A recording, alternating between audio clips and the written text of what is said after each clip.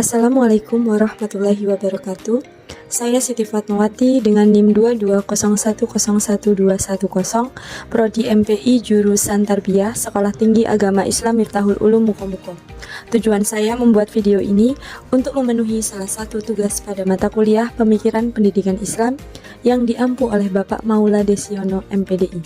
Baiklah, saya akan menjelaskan tentang konsep pemikiran pendidikan menurut Syed Hussein Nasr. Sebelum saya menjelaskan tentang konsep pemikiran pendidikan menurut Syed Hussein Nasr, saya akan menjelaskan terlebih dahulu tentang biografi Syed Hussein Nasr. Syed Hussein Nasr adalah seorang filsuf ilmuwan dan intelektual muslim asal Iran yang dikenal luas karena pemikirannya dalam bidang filsafat Islam, teologi, dan sains. Ia lahir pada tanggal 7 April 1933 di Tehran, Iran. Nasr berasal dari keluarga ulama dan cendekiawan terkemuka. Pendidikan awalnya didapat di Iran dan kemudian ia melanjutkan studi ke luar negeri. Riwayat pendidikan Syed Hussein Nasr. Syed Hussein Nasr menempuh pendidikan tinggi di Amerika Serikat, di mana ia meraih gelar sarjana dalam bidang sains dari MIT pada tahun 1954, dan kemudian meraih gelar doktor PhD di bidang filsafat dari Universitas Harvard pada tahun 1958. Di Harvard, Nasr belajar di bawah bimbingan para ahli besar. Setelah menyelesaikan pendidikan di luar negeri, Nasr kembali ke Iran dan mengajar di Universitas Teheran. Ia menjadi salah satu intelektual terkemuka yang menyampaikan pemikirannya mengenai hubungan antara Islam, sains, dan spiritualitas. Syed Hussein Nasr juga menulis banyak buku yang mempengaruhi pemikiran kontemporer tentang dunia Islam. Selanjutnya, konsep pemikiran pendidikan menurut Syed Hussein Nasr. Yang pertama, pendidikan spiritual dan intelektual. Nasr menekankan pentingnya pendidikan yang tidak hanya berfokus pada aspek intelektual tetapi juga spiritual. Ia meyakini bahwa ilmu pengetahuan yang diperoleh tanpa pemahaman tentang tujuan spiritual hidup dapat menyebabkan alienasi dan kehilangan makna hidup. Pendidikan harus mendidik jiwa dan karakter, serta menanamkan kesadaran tentang kedudukan manusia dalam hubungan dengan Tuhan dan alam semesta spiritual dan intelektual. Yang kedua, keseimbangan antara ilmu agama dan ilmu duniawi. Nasr percaya bahwa pendidikan seharusnya mencakup kedua aspek tersebut secara seimbang. Sains dan teknologi tidak boleh dipisahkan dari dimensi spiritual dan moral.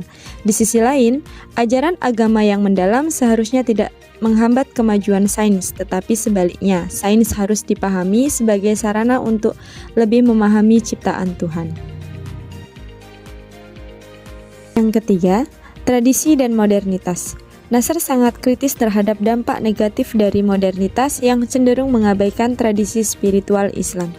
Ia berargumen bahwa pendidikan modern sering kali mendorong manusia untuk terlepas dari akarnya dan merusak keseimbangan antara akal dan ruh. Pendidikan yang berbasis pada tradisi, menurutnya, harus mampu mempertahankan nilai-nilai spiritual yang abadi sambil menanggapi tantangan zaman. Yang keempat, pendidikan sebagai proses pembentukan karakter. Nasr menekankan bahwa tujuan utama pendidikan adalah pembentukan karakter yang mencerminkan kualitas moral dan spiritual. Pembelajaran yang mengarah pada pencerahan tidak hanya mengenai pengetahuan akademis, tetapi juga tentang bagaimana hidup yang benar, bermoral, dan penuh makna. Adapun relevansinya dengan pendidikan saat ini, yang pertama, keseimbangan antara sains dan spiritualitas.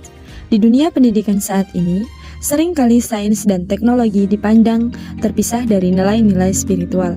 Nasr menawarkan pandangan bahwa ilmu pengetahuan dan spiritualitas harus berjalan bersama dan relevan di era di mana kemajuan teknologi dan perkembangan ilmu pengetahuan seringkali mengabaikan dimensi moral dan etika.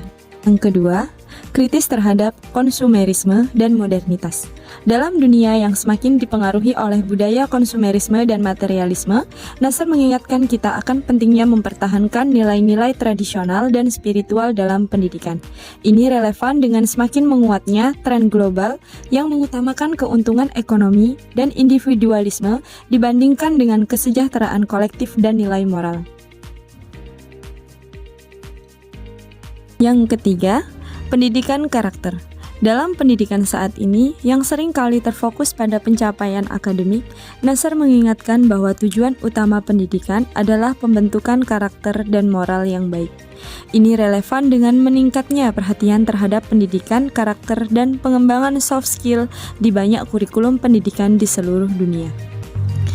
Yang keempat, pendidikan holistik. Syed Hussein Nasr mendorong pendidikan yang memperhatikan keseimbangan antara perkembangan intelektual dan spiritual.